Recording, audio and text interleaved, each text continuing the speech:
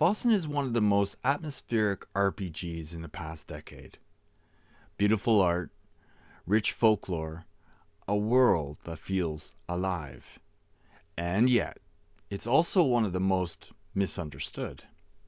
Most groups enjoy it, but not always for the reasons the system is actually built for. So today, I want to show you a few things that are simple but powerful. With just a few small changes and a couple of light rule tweaks, you can completely transform the way Vaesen is played. Not by rewriting the game, but by reading it the way it wants to be read.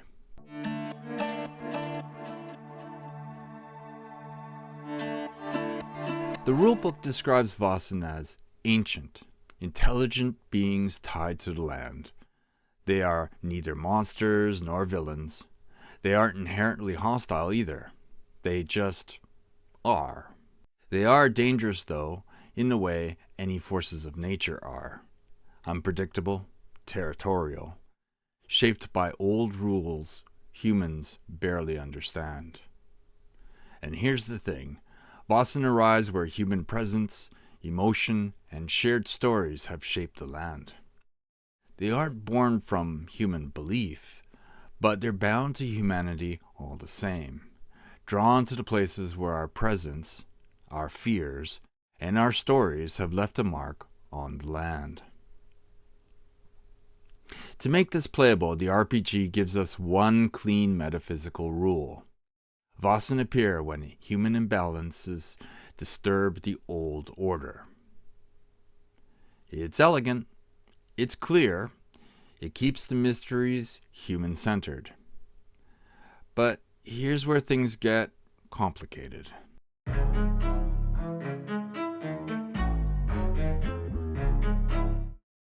In the first edition, the rulebook often used verbs like banish, destroy, and dispose of the creature. And because most people skim rules, they absorb the verbs first. So the tome became confused. Are Vaesen forces of nature? Are they enemies? Are they puzzles? Are they threats?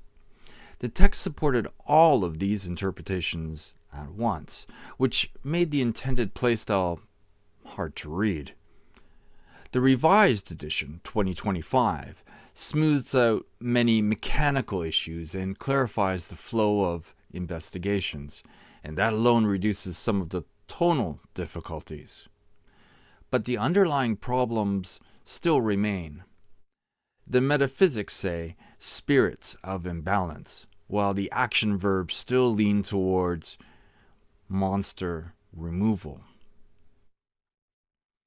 Hopefully, I've pointed this source of friction out to you. Once you notice it, you can choose the tone you want your table to follow.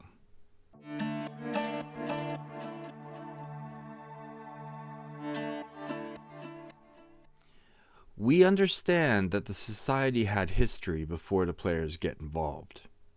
We also understand that there was a rupture within. What we don't fully understand at this point is what the exact purpose of the society is regarding Vaesen. So let's get to the heart of it. What if the society didn't hunt Vaesen by default? What if their mandate was to mediate first? What if combat was the last resort? With that one shift, the entire game reframes itself. Study becomes meaningful. Investigators can then feel like peacekeepers, negotiators, and even diplomats, not monster hunters. Vaesen stop being targets and become neighbors. Unpredictable, territorial, sometimes dangerous, but not malicious by default. Their actions make sense within the logic of imbalance. Their presence becomes a symptom, not a threat. Mysteries stop being, how do we defeat this creature? And become, What went wrong here? The final confrontation becomes a negotiation or ritual, not necessarily a fight. Many Vaesen rise above animal intelligence and can communicate with humans, meaning they can become possible allies in the present or in the future. This pivot doesn't change the rules, it changes the tone. And once you make that shift, the rest of the game takes on a very different nuance. You'd often find that the real threat is humanity itself.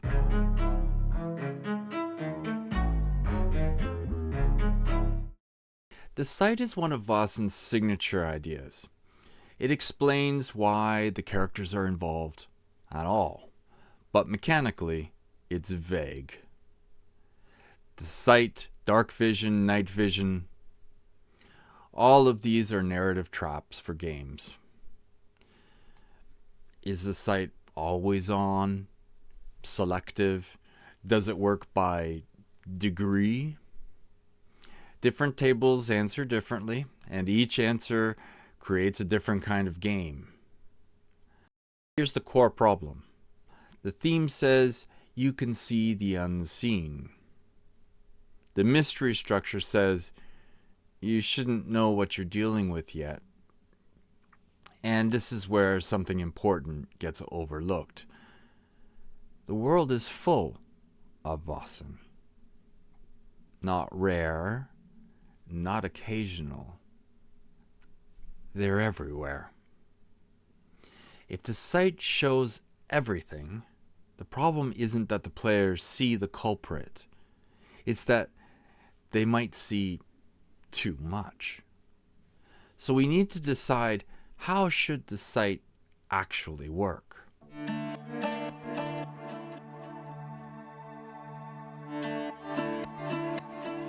Like Natsume's Book of Friends, the anime or the manga, the site reveals many spirits, not necessarily the culprit. Small guardians, household sprites, wandering figures. Most of them have nothing to do with the mystery at all. The site becomes sensitivity, not a spotlight. It adds texture and noise. It forces the group to ask, which spirit matters right now? That also means the culprit might already be among you, hiding in plain sight. This creates a richer, more folkloric world, even though the GM will need to know more about all of Vaesen in general than just a primary one in the encounter.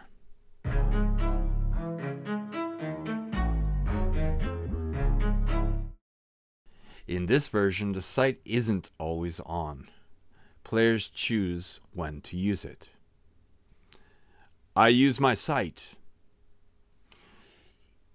It becomes a moment of focus, like Dresden or Constantine. In those books, using their third eye was traumatic in a way and not something they wanted to do often, because who knows what they might see that would remain burned in their psyche and memory for all time. If you want a consequence, you can even attach a small cost, like a Fear 1 check, to emphasize the weight of opening yourself to the unseen. Once the relevant Vaesen is identified, the site becomes passive for that being from then on. This preserves tension without shortcutting the investigation.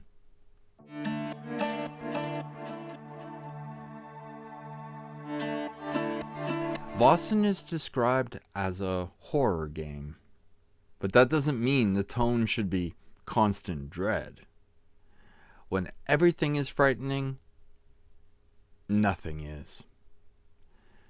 This is where the multitude of spirits become useful. If the world is full of strange, curious, harmless beings, then not every moment needs to be terrifying.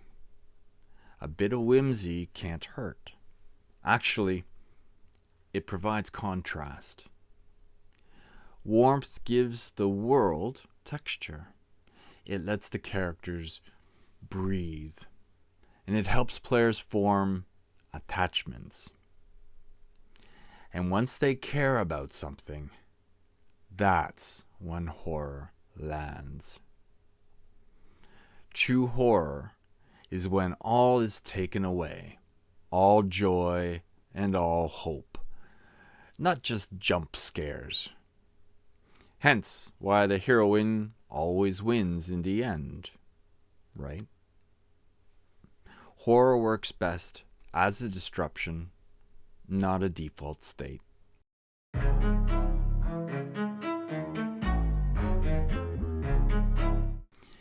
Vaesen mysteries are atmospheric, but rigid. They assume players will follow a specific sequence of scenes. Most groups don't play that way. A more flexible approach could be used that blends Vaesen's mood with the adaptability of the Played by Apocalypse game Monster of the Week. Start with a fixed truth. Which Vaesen is involved? What imbalance awakened it? Who caused the imbalance? And what the Vaesen actually wants. Everything else is discovery. Build multiple clue vectors. Human, environmental, folkloric, emotional.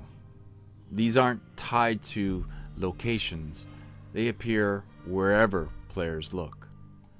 Give freebie clues to establish tone and prevent stagnation. Then layer success-based clues for deeper detail. If the players take more chances having more successes, then they get to solve the mystery more quickly, but at a cost, which is all in the spirit of the game, right? Failure never stops progress. This keeps the story moving on, no matter where the group wanders.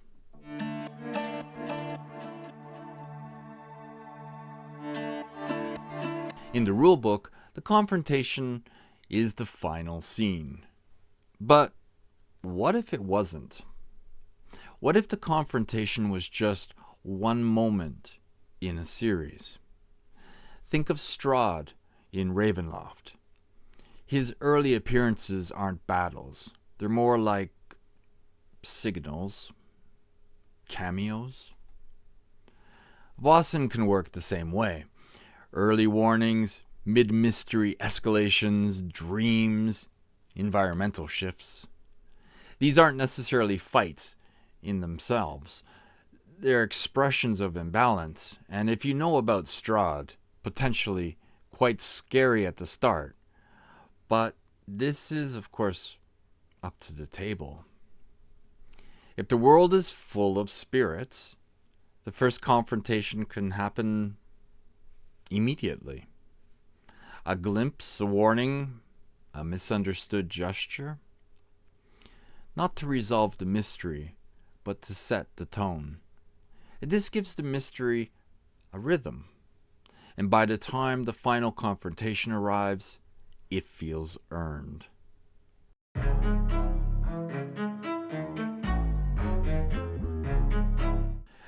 There is one more tool you can add if you want a little more tension in your mysteries.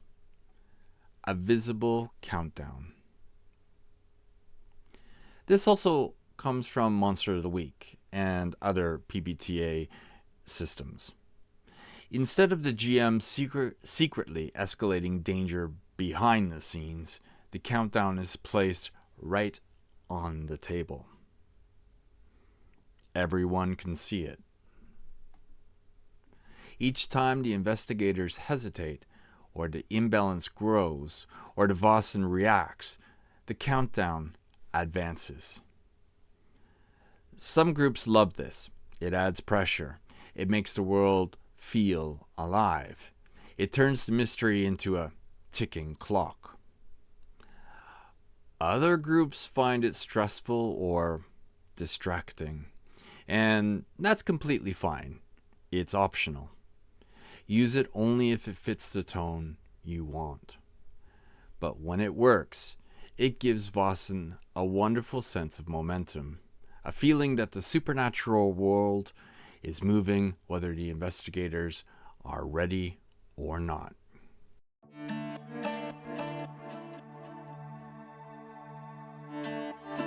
The Stronghold is one of Vaesen's most distinctive features, but in many campaigns it becomes a loop.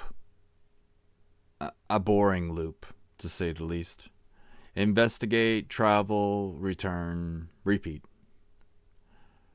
The real problem, in my opinion, is emphasis. You see, the game gives mechanical weight to travel, but the roads and most of the forests in this era were already familiar. Everything was already explored. It would be like rolling for encounters when you walk to the convenience store. When you treat travel as an exploratory subsystem, only to gain very little, and possibly add additional friction without meaning, you end up with redundancy. So, here's the new idea. Turn travel into a cutscene. Once you do that, the Stronghold finally has room to breathe. Now, you may be telling yourself that hand-waving the hex crawling of travel is a cheat, and that you can get more impact if your players are stuck in a specific location without any help. I can see those 2 points. But I can also see that allowing players to return to the Stronghold during their investigation for further information gives them a much wider scope of options. Also, time does keep ticking, doesn't it? Just by allowing the players to consider more options provides greater depth and gives the Stronghold new life. The Stronghold then becomes the natural center of preparation, where investigators interpret symbols, cross-reference folklore, assemble rituals, and make sense of what they've seen. The Stronghold also provides legitimacy to the gains that they would have received during travel. As an example, the pigeon function becomes the nervous system of the campaign. Information flowing both ways, like raven cages in Game of Thrones. And the seance room also gets to see the light of day. The Stronghold becomes more accessible, relevant, and alive. It becomes the beating heart of the story, making campaign play even more tantalizing.